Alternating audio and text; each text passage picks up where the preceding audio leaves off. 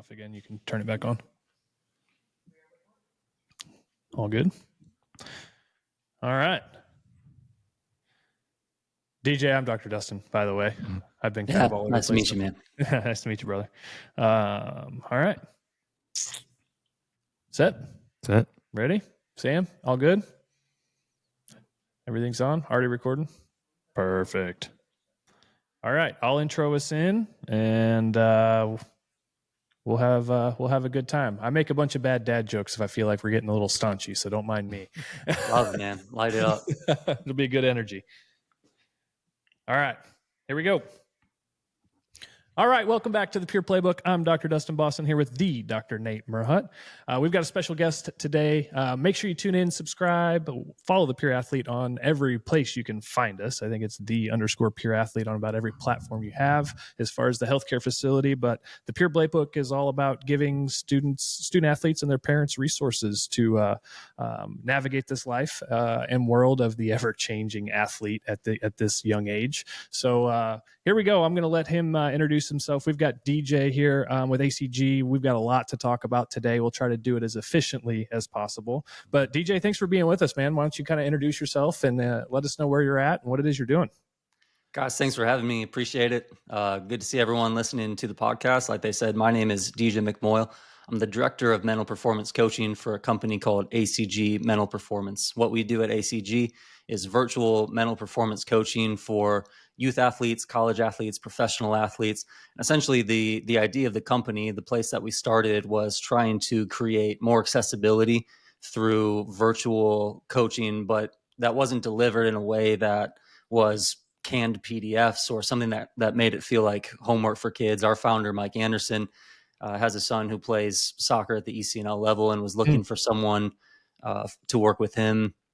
I was actually coaching him at the time while I was working with athletes one-on-one on the side because you soccer coaches make, so much money. So I was a little side hustle after finishing my master's, and that conversation just kind of went down the road of, man, this is needed. What do we do? Mike's a really sharp guy and an entrepreneurial guy who's had success in other business areas. And so I think October 2023, we had our first conversation about what would become ACG. So we are, we're out there striving. We have a team of about 8 mental performance coaches now who are working with athletes from soccer, which is my background, but all the way to, we have an equestrian athlete working with us right now. And I don't know if that's the other end of the spectrum, but if it is, then everything in between. So I like the work that we're doing at ACG. I'm excited about it, and I'm grateful to be on your guys' podcast with you today. I'll give you a little intro on, one, how we found you. And I want you to speak a little bit on this because it's an organization you're working with as well as an organization we're working with. But the way I found you guys was through a post that Rush Soccer posted that they partnered and teamed with ACG. And one, I want you to talk a little bit about on kind of how that partnership came about and, how it's going. And we see a lot of Rush athletes here. So, we're happy to have that conversation because one of our pillars is the mental pillar, and to have a resource like you guys that we can distribute to our athletes as well. We're glad that we made this connection. So how did that form between you guys? And obviously you kind of alluded a little bit that there's some ECNL connection there with soccer from your background, but give me a little insight on that. Yeah, that's cool, man. Yeah, so Rush is obviously a massive organization. Our partnership with them got announced in January. So we are, I think what it's called is the official mental performance provider for Rush Soccer. I'm not sure if it's nationally or globally, but like you guys know, it's a massive organization. Yeah. It's the largest private soccer organization.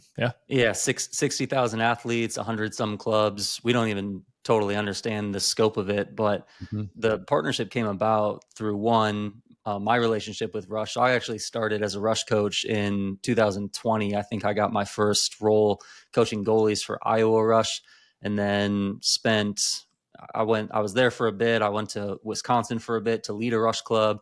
I was coaching in what's called their Rush Select program. So some of the top players from Rush all across the nation come together and play games, which is super cool and a great way to kind of meet kids that wear your same uniform from 4 time zones away. Yeah. And then, like I said, the club in Des Moines, Iowa, VSA Rush, plays at the ECNL level. I was coaching there for a couple years. When we started ACG, it was obviously natural that some of the first conversations we were going to have was with the club that we were at, both myself and our founder. So we started the conversation there. But Rush is a super forward-thinking organization, to be honest with you. And so as soon as their CEO caught wind of an opportunity to provide something that, one, not a lot of clubs provide on a widespread level, and two, that they weren't providing for, again, their massive player base, it was a pretty smooth and easy conversation. It was something they wanted. It was something that we were happy to help contribute. And so we've been launching over the past several months, parent education, player education, coach education, one-on-one player sessions, team sessions. And especially where you guys are, they were one of the first clubs to launch with us. So working with Rush has been great, man. I think there's a lot of pioneering mindsets in that organization as a whole. So it's been cool to walk with them toward the beginning of our company. Yeah, that's great. We, as you know, focus a lot on the mental component on what we do. So that's why, one, we're having you on the podcast to really tie up the last segment of the mental pillar within this month from what we're going into. But I also want to hear a little bit about, just in general, the process of, how ACG works, how you onboard some athletes, what they can expect when they're in your program. And then from there, we'll get a little bit into our actual topic of mastering performance anxiety, because I know this is the topic that you picked that you wanted to discuss. So we'll get into that after that. But first, tell us a little bit about how ACG works. Yeah, so first, I think the main entry level for players into our programming is at the individual level. So players from all backgrounds, all ages come through. They get some exposure to our packaging. Pretty much all of our athletes start with what's called our launch package, which is 3 sessions plus a meeting with me and their parents, which who wouldn't want to sign up for that? We work with a lot of student athletes, so that connection with the parents is important. So that is how most of our packages start, is a conversation. Athlete, what's your perspective on where you can grow here? Parents, now let's hear from you a bit and kind of see what the middle ground is and who agrees and where we disagree, and kind of chart a path forward for those athletes. From there, it's the athlete themselves meeting with one of our coaches. And the sessions are, there's a brief assessment at the top end of it just to help kind of clinically direct the direction that conversation is going to take. But really what we do is skill building. It's very much athlete-centered coaching. And the point, I think the mantra that we have for our coaches is there should be a concrete takeaway from every single session. When an athlete leaves, they know what to do and they know why it should help them be a better competitor. So we want to see things like, youth athletes growing confidence, learning about controllable effort, preparation, their attitude, handling pressure, failure, feedback. A lot of the stuff that you guys have been talking about the last couple of weeks on the podcast, focus and self-awareness, personal strategies for motivation, recovery, performance habits. I just think there's so much that goes into performing better mentally that people, one, take for granted as a personality trait. That person's really organized, or that person's type A, or that person's naturally really motivated. That really come down to trainable skills and techniques that we can improve in. But two, as you guys have discussed, just underestimating the impact that they can have on performance. Because if we were to define a mission statement for those individual sessions when a kid is going through our program, is we want them to have a healthier relationship with their sport, and we want them to be better at it. That's two things. So I think one of the things that we fight against a little bit with what we do is the stigmatized sense of like, this is therapy for athletes. And all three of us would say that there are times when that's important and that is necessary. Absolutely. It's just not what we do. We're performance optimizers. We're no one's laying on a couch sideways talking about their relationship with their mom. The conversation is very focused on what can you do practically on the field, on the court, on the pitch to get better at your sport and enjoy it more while that happens. So that's kind of some of our outcomes in the process of what it feels like to work with ACG. Yeah, that's That's great. It's very quickly just listening to the front end of this is very aligning. I mean, it sounds like you've listened to the podcast a little bit. When we were brainchilding what the Pure Athlete was, and I don't know if you've caught the 3 pillars, but I'm just going to kind of repeat them for everybody because this is going to link why we have you on here is physical, mental, relationships, and not necessarily in any one order, but the mental side for me, while it can be a little more heady for sure, the big passion for me is I'm sick of seeing athletes jump out windows because of whatever reason, and you're seeing that more and more. So that's kind of the heady stuff that we can talk about. We're not afraid to talk about, but when it comes to literally like you're talking about, loving the sport, having the perspectives, and getting it to these kids earlier, it's like everybody wants they're starting to discover that they're wanting the preemptive care.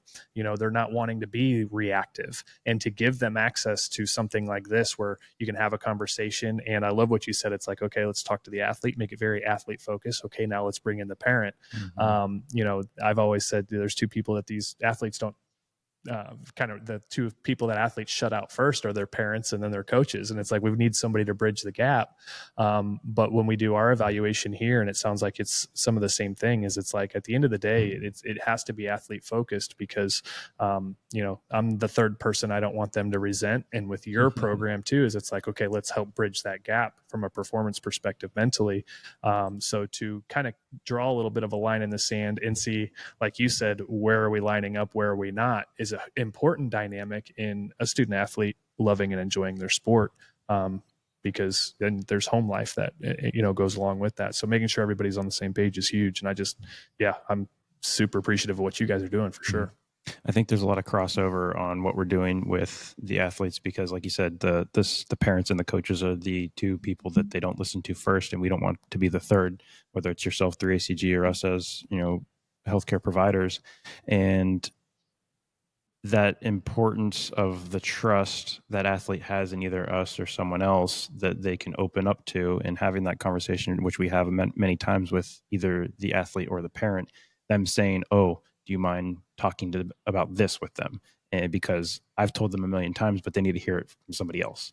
And so it's just a matter of hearing it from somebody else, whether it's, through ACG or through us, that they connect with that, they hold on to it. They, see us as a mentor and someone that they can trust and open up to. Mm-hmm. And that's, I think, where we fit in as a whole, both ACG and what we're doing on the mental side of it, where they have somebody else that they can go to and trust. I think that this generation of athletes catches a lot of flack for a lot of things. We have some very funny conversations with parents, not right or wrong necessarily, but a lot of people who played sports in a generation of no football helmets and a lot of dentist visits and just a very different landscape overall, local competition as opposed to national. I don't know, the landscapes are different. And what I would say is one of our really driving factors when we're training coaches at ACG. One thing we really, really believe in about this generation of athletes is their efficacy. Mm-hmm. It's their ability to self-regulate and to understand themselves. I think this is an extremely emotionally aware generation. And I think that that's a good thing, mm-hmm. even if it's looked on as soft or whatever words that people want to throw around. I think that they're excellent at detecting who is trying to sell them something, because I don't know if you guys grew up watching Nickelodeon like I did, but the amount of commercials that we ingested, yes, constantly being sold something, product place, all this, it's like, mm-hmm. that's a little bit sociological, but it is true. I think they're extremely aware of, BS almost, and this sense of, inauthenticity that is so easy. As I'm 32 years old, I'm rapidly running out of time to naturally connect with a 16-year-old athlete, because I'm now twice their age suddenly. And, so I think some of that just comes down when we hire coaches, we hire former athletes. They all have at least a master's degree in performance psychology, but they are former athletes, because I think there's something to be said about having walked where they walk, mm-hmm. understanding what they've been through, viewing it through an empathetic lens, and really believing in that athlete's efficacy to improve themselves regardless of their age, regardless of their levels. I think that's worth mentioning, because I think it's something that really drives us. Definitely that Yeah, personal that's good. connection. We try to make that, again, we tell a lot of life stories and our experiences and try to pull in those real life stories so that they can connect with us. But let's try, I don't know if it'll happen, but let's try to get on track here and go through a little bit of this from a performance anxiety standpoint. And I'll just start it off with saying performance anxiety in general is super common, whether it's talked about or not. But I remember myself having performance anxiety, and it's both a physical and a mental response that you have prior or during competition. And one of the things that I was always experiencing was that nauseous feeling, that, real jittery heart rate going up kind of a thing. And then literally, and I mostly remember this during track leading up to the event that I was doing. And then as soon as the gun went off, like it went away. And I almost wish that I had some of these techniques that we're going to discuss a little bit later on to help control that a little bit more. And that's where, this side of the mental pillar comes into teaching these athletes very early on, because almost everybody deals with it at some capacity, but they're not always taught with how to deal with it. Right. So, what's your take on performance anxiety, and kind of, if you want to give your own definition on it too, feel free to, but, or even your experience, because since you said you're an athlete too, give us a little insight on that. Sure, I'll do both those things. One, experientially with performance anxiety. So I was a college level goalkeeper in soccer. I was okay. My career ended when I had a failed trial with the Chicago Fire, or unsuccessful. I try not to use the word failed, even though that is what happened. I had an unsuccessful trial with the Chicago Fire, and anyway. So the first game that I ever started in goal my sophomore season. I didn't play much my freshman year, as it goes. My sophomore season, I started a preseason scrimmage. I'm not one to like kind of be in that somatic anxiety category where I really feel it, even if I'm experiencing it. But my stomach hurt, my muscles were tight. It was the most self-fulfilling prophecy. I knew it was going to be a bad day. I made sure it was a bad day. I conceded 7 goals the first time that I ever started, which, Oh man, this is not an American football game. You're not supposed to see that number a lot in soccer. And I took a walk around downtown Chicago with my girlfriend at the time, who's now my wife. And I don't think I said a word, guys, for we still joke about it. It was a long walk. And I was smart, and I was thinking about quitting, and I was like, I'm the worst goalie ever. And all that did was compound for me. Then, it's like when you kind of give into it and you believe it, then it compounds. What I believed about myself without guidance was that I was broken, in a sense. Like I would never kind of get that confidence back. It was a reflection of my skill. I thought it was all these kinds of things. If I could go back, and I've said this before, if I could have myself as a client, I don't think that I would be that complicated, because what I didn't know is that what I was going through was so normal that it's being experienced by, it's like by athletes across the board at every level. And yet I felt so isolated and so foolish and so out of control that it was very, very difficult. I was a head case for almost my entire playing career because of mostly controllable factors. If I were to, I think there are a lot of good definitions for performance anxiety. And if I was to keep it really simple, I would simply say it's a fight or flight response. That's it. It's your amygdala signaling a threat. It activates your sympathetic nervous system. And now suddenly your brain is in survival mode. You're trying to decide, will I survive this moment or not? We are either evolved or designed, depending on your worldview, to react like that to threats. But the funny thing is, what that system is designed for and what we're actually using it for in 2025 are hilariously different things. Like our brain can't tell the difference between us being stuck in a cave with a bear versus like a vague comment on an Instagram post that we're not sure is mean or nice, right? Or playing a sport that you've played since you were 4. You get the same threat response. So I think that's it. It is something normal. It's not a flaw. It's a biological response. It can be trained, but it is this fight or flight response. And I think the negatives of it are very, very profound. I think the conversation that we can begin having is, if it's so normal, then what are the positives that are supposed to come out of it? Mm-hmm. I think even just understanding where it comes from too. So one, like you said, knowing that it's a normal response that we're supposed to have, and but also understanding, when that response should happen and to what extent it should happen too. And there's scenarios where athletes have the response where it's heightened or they have it more and they don't know how to deal with it. I want to hear your take on potentially why some athletes have that response more than others and can't deal with it as well as other athletes. Yeah, it's interesting. So I think one layer of that would come down to experience. So when you're somewhere unfamiliar, you're in an unfamiliar situation. So my example of starting my first college game ever, I had played plenty of games in my career, but there was enough about that situation that was unique that it triggered that fight or flight response in my brain. I did not have the experience. Now again, had someone just prepared me for that, like, hey, this is not going to feel like other games you've played. There's added pressure because of these layers. Just accept it, expect it, and play through it. I probably wouldn't have taken the longest walk of my life around Chicago in silence with my girlfriend and her wondering if I was okay. So I think experience comes down to it. I think preparation comes down to it. I don't think I had a real sense deep, like in my soul, that I was ready for that moment. And that comes down to pretty complex layers of things like imposter syndrome or the spotlight effect, or essentially thinking that we're the center of the narrative a lot. And I think that can contribute a lot to performance anxiety. A third layer of it, I think, would be something that you guys talked, I think, a couple episodes ago, which is when I go out to play, who am I playing for? It's essentially, what values am I connecting to this moment and how is that impacting me? So when we talk about pressure with athletes, we talk about 4 layers of how they respond to it. We talk about friends, we talk about family, we talk about failure, and we talk about feedback.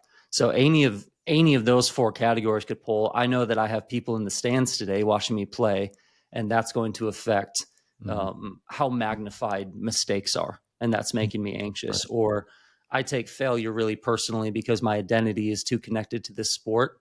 Now I'm very anxious, and I'm telling myself a false narrative that I need to be perfect for this to be considered a good day. Or I have an unhealthy relationship with my coach, whether that's their fault or whether it's mine. But I know that if I mess up, then they're going to get on me for it. And now I'm policing my own behavior. There's kind of not an environment where it's acceptable for me to fail. So that's at least 3 sources that I can think of. But Nate, or Dustin, if you guys have any other thoughts, I'd be curious to know what you found as well. With one thing that we see a lot with our athletes is performance anxiety from the standpoint of coming back from an injury. And that's a whole nother layer that, one can be thrown on top of the mix. And so if someone has dealt with an injury, then I see, they're more susceptible to having that performance anxiety, whether they feel like they're 100% or not. And that's another whole topic on, do they feel like they're 100% or not to get back and perform at the level that they are? And we just had this conversation with a girl the other day that prepping her to not let that happen, of when the time comes to do the same exact movement you did that you got injured, it's okay to do that and go full force at that movement because it's going to be okay. And, we got your back if for some reason something does go wrong.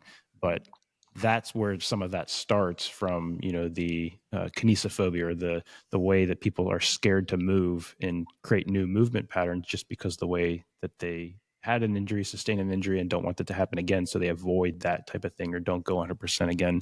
And then they have that anxiety about that specific movement or that specific scenario.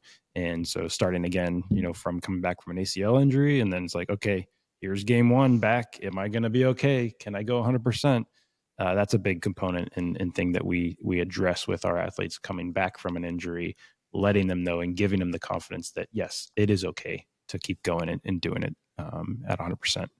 So that's a layer that I see and that we like to talk about here in the office.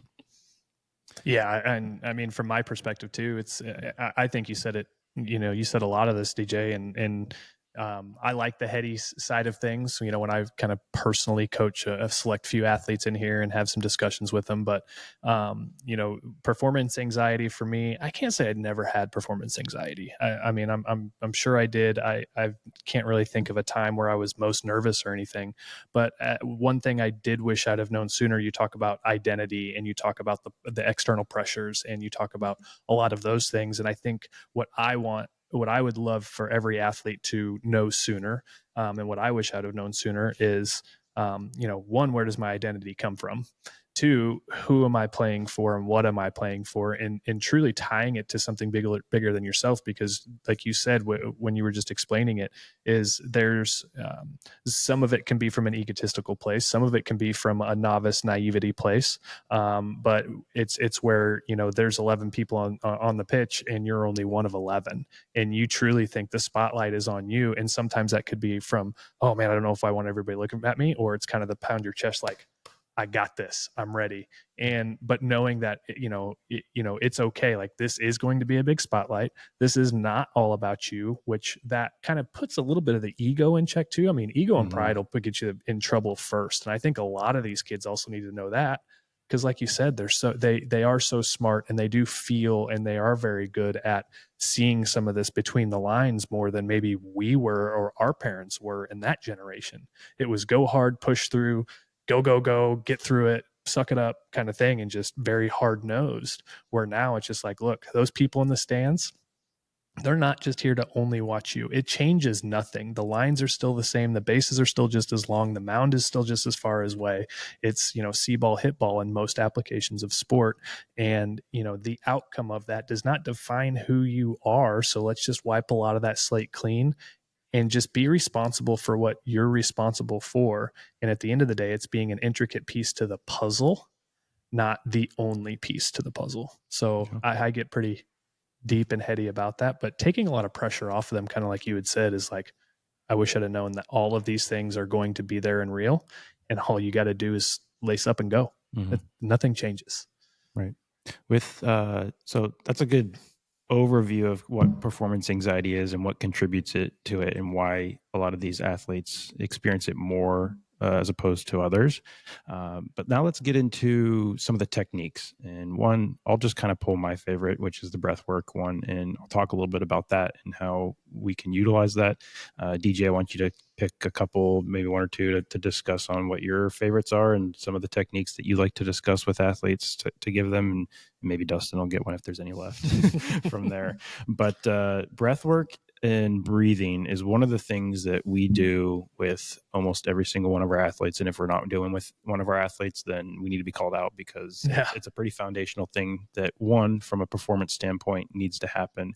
And then two, I incorporate and discuss how breath work, not only from an injury recovery and not only from creating a brace and being able to move and do technique in the gym the right way, but how it impacts the nervous system. And like you said previously, that fight or flight response is oftentimes what that performance anxiety is.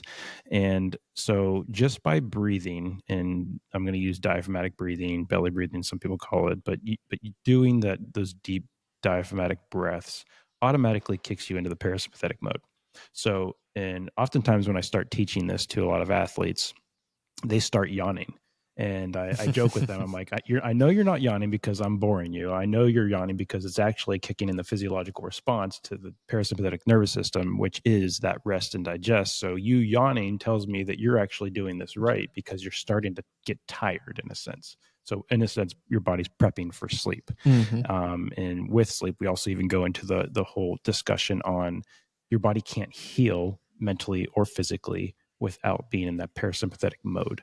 So just by doing breathing techniques is going to allow you to heal mentally and physically, allow you to move the right way, allow you to brace, and allow you to distribute forces the right way to come from an injury preventative standpoint.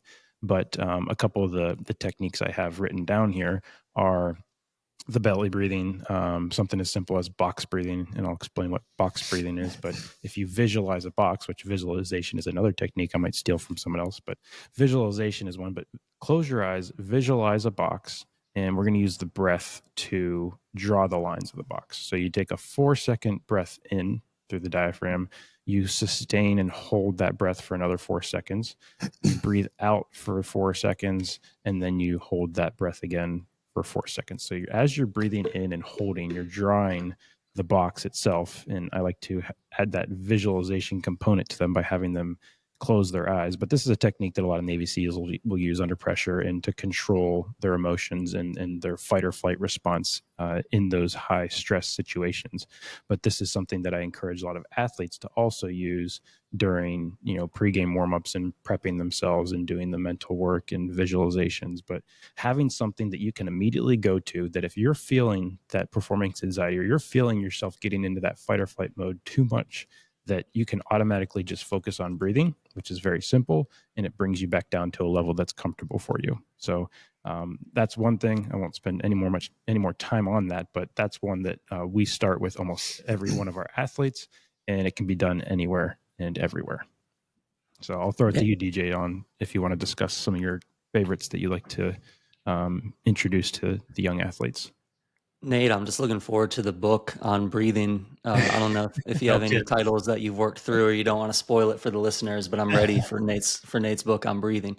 That's not the first time that I've heard you talk about it either. So this is something that you're pretty interested in. Is it something you find yourself using on a day-to-day basis for yourself? Yeah, in different scenarios, and there's obviously all different types of ways that people teach it, and there's not necessarily a wrong way, but there are better ways out there, and each athlete will find the way that works best for them. And that's the nice thing about it, is it's so dynamic. But the key to it is, like I said, that physiologic response of getting from sympathetic to parasympathetic. So however you do that with breath, as long as you're doing that, that's what's important. Correct. Yeah, that's good. Yeah, it must be funny when you teach student athletes about breathing. It's the one thing I've been able to do since I came out. And it's like, well, yeah, you're just you're not using it the way you could be. So right. I like that. Like you said, kind of in the middle too, about the stereotyping. It's like there's plenty of stereotypes from the mental side, from the chiropractic side, from breathing. It's like, this ain't what you think it is. Like, stick with me because you're about to learn a ton. Correct. Say, like, this is going to be, you're going to think I'm crazy telling you to breathe. They're like, we're going to talk about breathing. This is going to be boring. Okay. Mm-hmm. I want you to start yawning. For sure. Like, it's not pretty. It's not the techie thing. It's not like, oh, wow, all flashy and everything, but it is powerful. Oh, but yeah, to learn the one tool that you have to consciously control a part of your nervous system is, it's pretty incredible. Yeah. I'll touch on one on a similar vein that I think is met with a little bit of skepticism from the younger athletes that we work with. It's a very simple concept of reframing. Mm-hmm. Reframing is just kind of a recognitive labeling of an unhelpful concept and finding a way to think of it in a more helpful way. And the reason that I think that we're met with a little bit of skepticism when we talk about reframing or relabeling is it's very easy to talk about. We'll have 5 great minutes on this, and it's something that's easy to talk about. It's very difficult to believe in putting into practice, I think, until you have some repetition on it and until you have some success. But essentially, so reframing related to performance anxiety is the understanding that your brain is giving you an advantage when you feel nervous before you compete. What it's providing for you is extra energy to use because there's something important happening and you're going to need that extra energy. So it's essentially, one, gaining a deeper understanding of what we had already talked about, the source of that anxiety. But 2, it's consciously relabeling that nervousness as excitement in your head, because what that does is it triggers your active part of your brain, your prefrontal cortex, to reinterpret the physical symptoms of anxiety. The shift moves us from a threat to a challenge orientation, meaning that I'm not under threat, but I have a challenging opportunity here. And what the brain responds to that with, once it believes you, is it releases performance enhancing neurotransmitters like dopamine. So reframing is an excellent way to enhance dopamine. It's an excellent way to gain some control over automatic negative thoughts that, again, are very normal within the scope of competition. But it very simply looks like consciously flipping an automatic negative thought from my stomach hurts, I always play awful when my stomach hurts before I compete, versus I'm noticing that my stomach hurts. That means that my brain is getting my body ready to compete. I'm going to have a great day. Very, very simple reframing, very simple restructuring. But the more consistently that an athlete does it, especially when they have the evidence to back it up, meaning that they've put in the hard work, they've laid a foundation to have success, and they've convinced themselves that the goal of the day is not to have their best day ever, which they only get to have once, but to have their best possible day. Then I think on that foundation, this reframing has a good opportunity to turn those unhelpful thoughts into more helpful ones, if that all makes sense. Mm-hmm. Definitely. It goes along with my favorite word, essentially, perspective. Mm-hmm.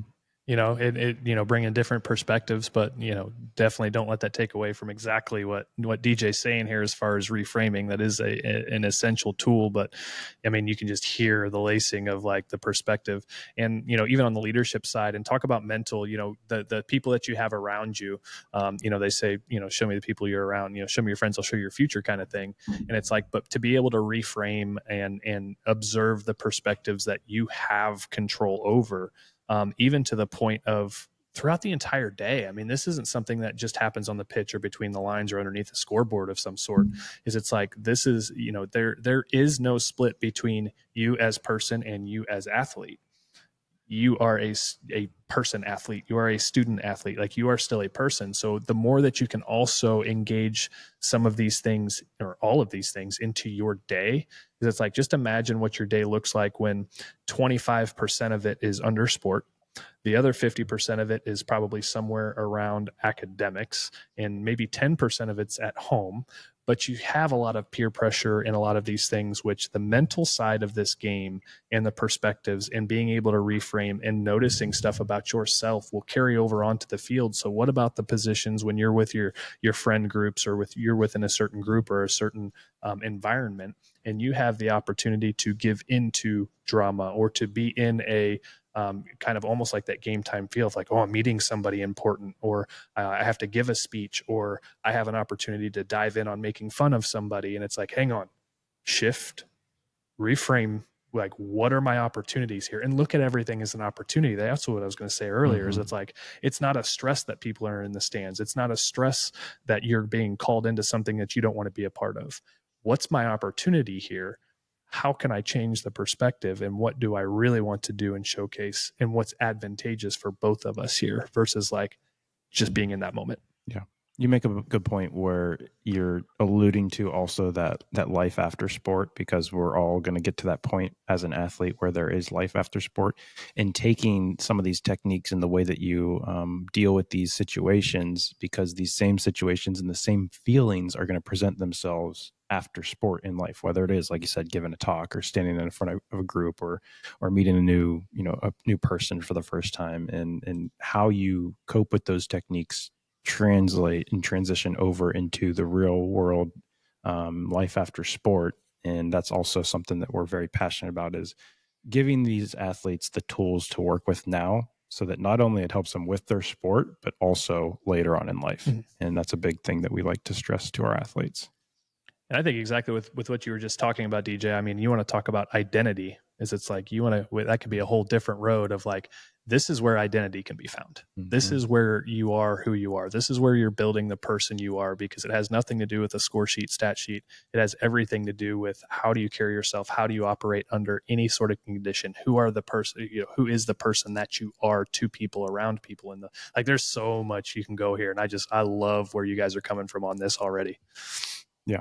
We won't get too much into any more details with that. One thing I do want to mention is that the routines, pre-competition routines, there's something to be said about doing something consistently prior to competition that, one, can help manage some of this anxiety and some of this stress before having to go onto the field or having to do something.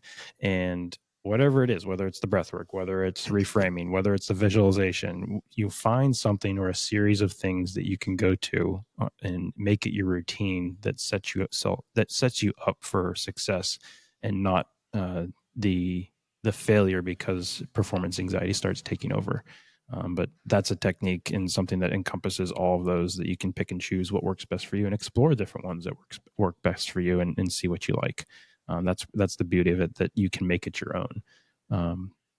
Let's transition back and also see if Sam's got something for us today, because she likes to either throw something at us that's related or jump right into completely unrelated. So be ready, DJ.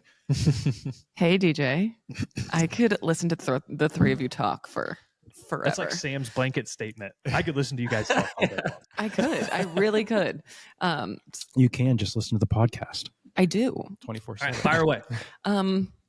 I want to do something a little bit fun. So I know that we have some baseball, we have some soccer, I was a swimmer. So I just want to know if there was a sport that you could put yourself into and be good at and explore, what would that sport be? For me, I think it would be gymnastics, because I am not about all of that. So I think gymnastics would definitely be my go-to. I'm going to say volleyball. I've played recreational, semi-competitive, fun sand volleyball, but we never did that in high school. Didn't have the opportunity to play in high school. But that is a sport I think I really would have enjoyed if it was an opportunity to play in high school, as well as further, more competitively. And it's just something that I always enjoyed. I think it's a great all-around sport. A lot of mental resilience needed in that sport too. But you do also rely on the team component. But volleyball, specifically sand volleyball, would be where I would go with that. Go ahead, DJ. What do you think? Man, it's tough. I think one answer that I've had before on this question is golf. I cannot golf at all. I can't. It doesn't seem to matter how much I try. It's just there's something in my soul that there's just this barrier between me and the game that it refuses to let me in. And I think one, it would have been a fun sport to compete in at a younger age, but two, it is one of those sports that's really helpful to be at least passable at as an adult. Just for hanging out with people and networking and that kind of stuff. But because it's so unattainable, I think my permanent answer would be running, actually, because it's another lifelong sport. It's something that I was pretty good at in high school, and then I stopped totally. And my wife is an unbelievable runner. She won when we were in college. Not to go on a tangent, when we were in college, my wife was running cross country. She ran the Chicago Marathon on a whim. Didn't train for it at all. In that race, qualified for the Boston Marathon. Just out on it. You got the wrong person on the podcast. Hang on a second. Yeah. I wish. And then ran Boston and was unbelievable. And so Nice. she's really good at it. We run together sometimes, but You're catching up. Yeah. And it's tough, but that's, I think, just as something that you can kind of do forever. It'd be nice if I could run the way that she makes it look. I think I'd really enjoy it. Mm-hmm. I don't know. I feel like I've been blessed to put myself in positions to play a lot of the things I wanted to play. I mean, volleyball stuff is fun. Being in a race car is awesome. Curling. I do enjoy it. No, I don't have any curling, polo, none of that really spices me. So I'm going to reserve the right to answer that one later, and I'll text you guys if I come up with that sport. But I don't know. I enjoy, I didn't get to play a whole lot of hockey because we moved from LA to here. I guess that would be it. If I could go back, and pick one sport to play, player. I'd play hockey. I would 110% be hockey land. So you look like a hockey player, Dustin, to be honest with you. So I don't know if I said I'm based in St. Paul, Minnesota, and we're surrounded, obviously. Yeah. And you'd fit. No one would even know. You would fit right in. Perfect. I even grew the hair out too. You got the hair. You got the look. I don't know. You have too many teeth, but apart from that, you got the look.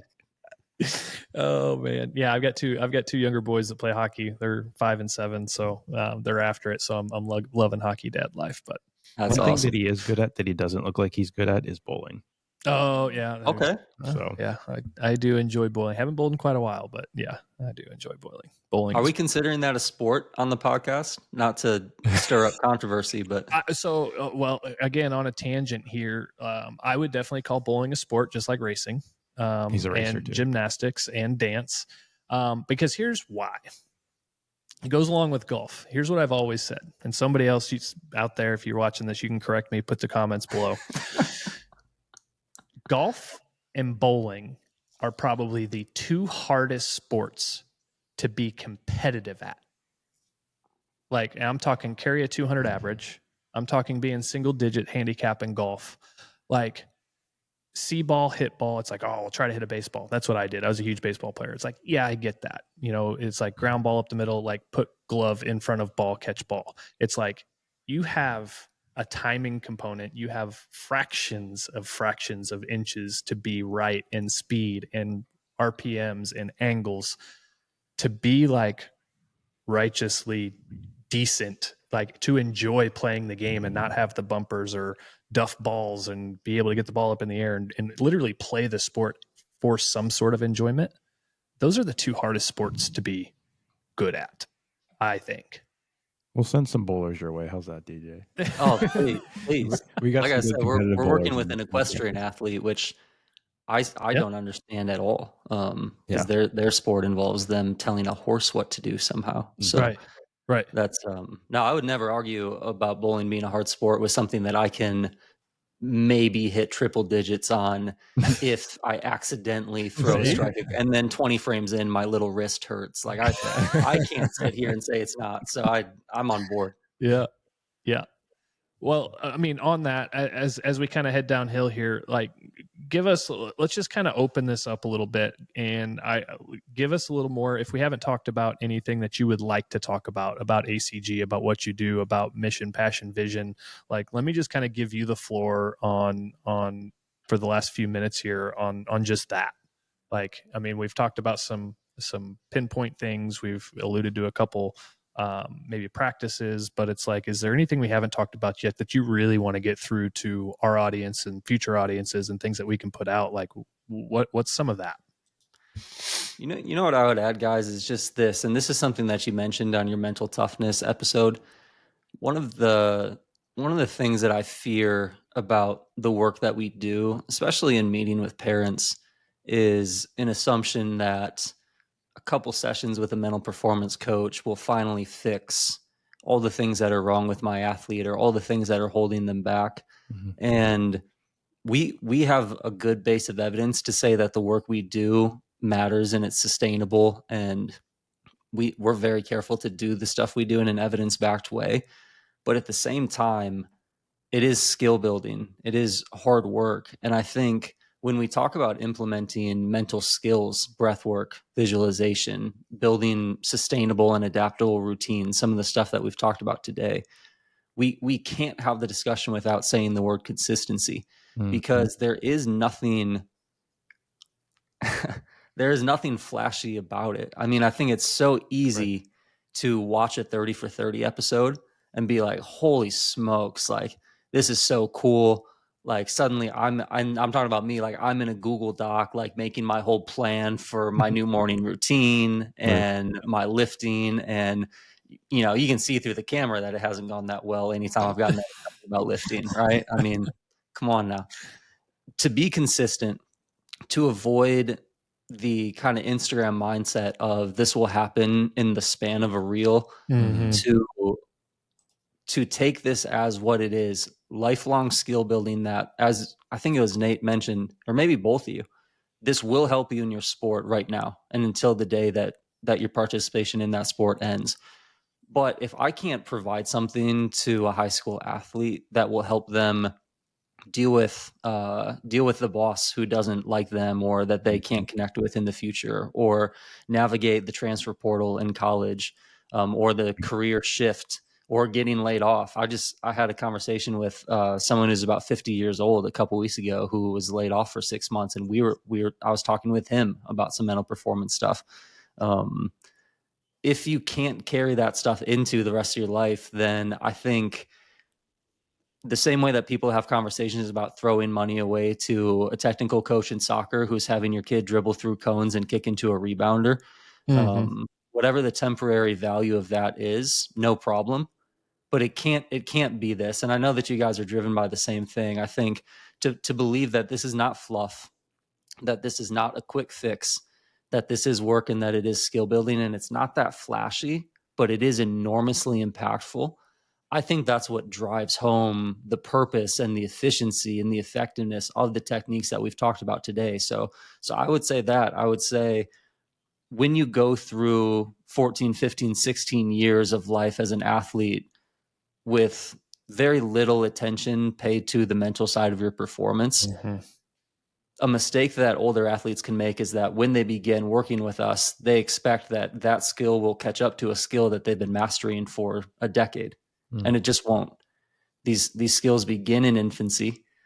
They grow over time through consistency, and you will see the rewards of them. But the techniques that we're discussing, you're not going to do a night of breathing and text Nate asking him to sign the cover of your book for you because change your life so much. It just won't. So I would say that to the athletes listening: be consistent, embrace the ugliness of the process, enjoy the time that you have to be an athlete, but think forward a little bit and appreciate the fact that the things that you're learning through your sport, through the mental side of your sport especially, will translate and will get you through some tougher moments in life. I've learned more about performing mentally as an adult than I did as a teenager, and I think it's made me a better person because of it. Yeah, I love speaking to people like you who have that kind of, like I talked about, the bigger mission, the bigger reason for why we're actually doing this. This isn't transactional, and this is all something that we wish we had sooner. And so I'm not going to say, I mean, this will probably compound on top of what DJ's talking about and what ACG is all about, but I'm just going to add, I couldn't have really said much of that better myself at all. Right. But, let me just give some deeper examples here real quick, and some that are intentional with a sharp blade, right? It's like, okay, laid off at work, maybe transfer portal stuff. But let me also keep in mind, even for your parents, let me start here. It's not flashy. And everybody wants right now, even with the evaluation we've created, how to uncover, the catastrophic injury susceptibility and managing ACL stuff before it ever happens. More people are looking for things on a creative side, which means sooner, instead of a reactive side. Yeah. It's okay to come on the reactive side. Yes, it's okay. What I think, and correct me if I'm wrong, I'm not going to put words in his mouth. He can nod if I'm on point here. But what we would like to do is implement this sooner, because you are a person. This is real, and your brain is tattooed from the day you come out. There's mommy and daddy issues. There's sport issues. There's peer pressure. There is all of this, and it is just stamping you along the way and defining how you think, and the inability to reframe, and the fight or flight is used to do just that and shut down and leave. And it's like, hang on a second, like, you're being stamped with all of these things. But now think of, if blessed to have kids, and now you're married and you have a wife and you have people depending on you that mean more than any sport could have ever meant, any career. You talk about a guy like Kobe Bryant, I love the guy. I wish he was still here. He had so much into this, like that. There's more than sport, and this is going to help you. So start getting creative and start doing these things now and taking it seriously, because we all get it. Like, can I see the exact correlation to the stat sheet? No, probably not. Until you do. And the people who do the consistent things, do the unflashy things long enough, consistently long enough over time, create exactly the outcome. Like, it's predictable. See it, speak it, write it down, work on it day in, day out, 110%.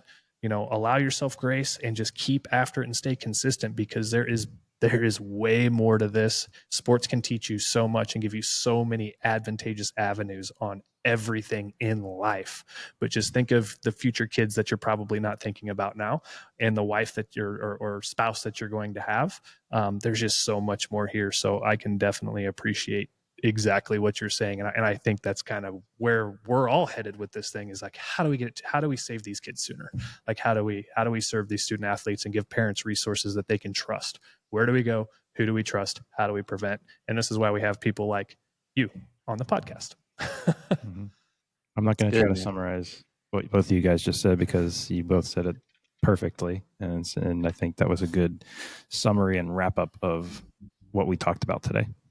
So awesome job. Thank you. Thanks, Nate. Anything else, DJ? Any final thoughts? No, How do we I get a was hold just- of you? How do we Yeah, interact? I was going to say, if you guys don't mind, I'll say if you want to find ACG Mental Performance, then similar to these guys, we're on probably everything. If you just look up ACG Mental Performance, Instagram, TikTok, Facebook, I think we're even on LinkedIn of all places. So go ahead and find us there. Mostly what we post is some quick 60-second tips on mental performance, or we post a lot of videos of coaches and athletes talking about kind of mental performance topics. So if that's interesting to you, go find that. If you're interested in working with one of our coaches, you can find more at acgmentalperformance.com. And that's mostly the plug. We would love to have you come through if you're someone who is kind of looking to optimize that mental side of your game.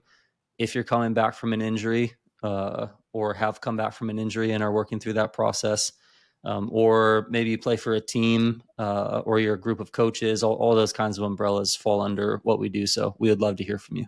So for our followers and the ones that are already connected with us, fortunately, you guys also gave us a link that we can shoot over to any of them. So that's thank you for that. Oh, sweet. I didn't even know that. So Yeah, great a plug. little bit of I think a discount on the intro session, which was the first 4 sessions you were talking about. So any of our athletes, feel free to ask us about that. And we can hand that over to you guys.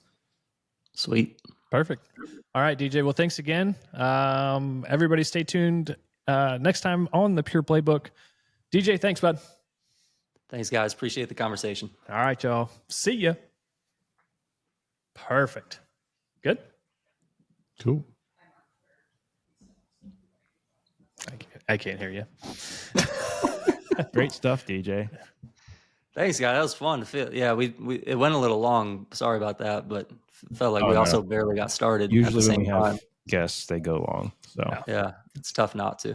Oh yeah. I mean, there's so many things that we want to get out and get in on, and yeah, there's so many different avenues we can go. But hey, I mean, at the same time, like if there's ever, as we're trying to grow this platform and things like that, I mean, if you ever want to come on again and speak on something very specific or we'd totally be up for that. So, yeah, it's not just a one and done. We like staying in touch. So if there's anything else you want to do or collaborate on a podcast again, we're happy to do it. For sure. Yeah, I'd love to anytime. So that's great. Where Let's are you keep it in located mind. at? I'm in St. Paul, Minnesota. So I work along with the ACG stuff. I work for Minnesota United in Major League Soccer. Okay. So I moved up here from Des Moines over the summer. This is my first year living in St. Paul. Oh, good for you. Good for you. I guess we might have to put a Pure Athlete in St. Paul. Yeah. I've got a friend that practices in Maple Grove. Not the same cool style of practice, but very good practice. But yeah. We used to live there basically. Oh, really? Lived in Osceola. That's where my parents still live. Is one city up in Osceola. So Oh, okay. That's cool, man. Yeah, I bet I know exactly where that is. Yep. So, well, cool deal, man. Well, we won't keep you. But if you need anything.